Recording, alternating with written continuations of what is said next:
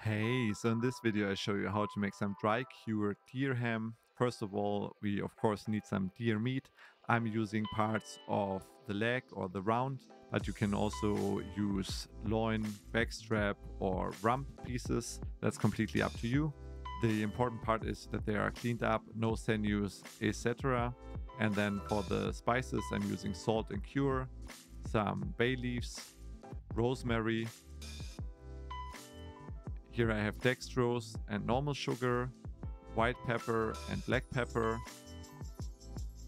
and some juniper berries and coriander seeds, and that's all. First step is that we want to crush the coriander, juniper berries, and all the other spices. They don't need to be super fine, but make sure that the rosemary is opened up and we can spread it evenly across the meat. This is our next step. Put everything onto the meat pieces from both sides. It's not super important that everything is covered. The important part is that we use all the mixture because we pre-weighed everything. So when we put it in the vacuum bag, which is the next step, we also need to make sure that we not only put the meat into it, but also use all the spices, all the salt, all the curing salt, etc. That's why we weigh it, and that's how nothing can go wrong in this process. Then you vacuum it, and what I personally like to do, especially if I cure more things, I just write the name on it and the date, and then you put it into the fridge for at least 1.5 days per centimeter of meat thickness. You can always go longer, that's no problem, but don't go any shorter. Once the meat is cured, you can see the texture changed a bit, also the color changed a bit.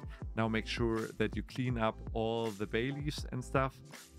You could theoretically also have them on, however, then you have like a higher risk of spoilage and we don't want that.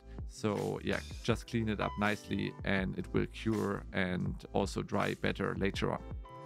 I then put it on hooks. You could also use like a butcher's twine, also works. The important part is that we now hang it at like below 15 degrees Celsius, around 75% humidity for roughly 3 to 4 weeks, with a more dry piece with deer where there's less fat. It is important that you have like the right humidity, because otherwise there will be like a thick layer of like dry meat on the outside and you don't want that. So you can see here it's a bit dark on the outside but still like perfectly dried.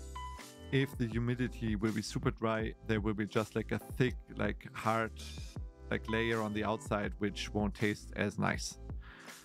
Taste-wise, yeah, you have the spices, but then the deer is more in the foreground. It like tastes really nice. I can completely recommend, if you're a hunter, to try this out. The full recipe is below. If you like this video, then please give me a thumbs up, subscribe to the channel, and I'll see you in the next one. Bye bye.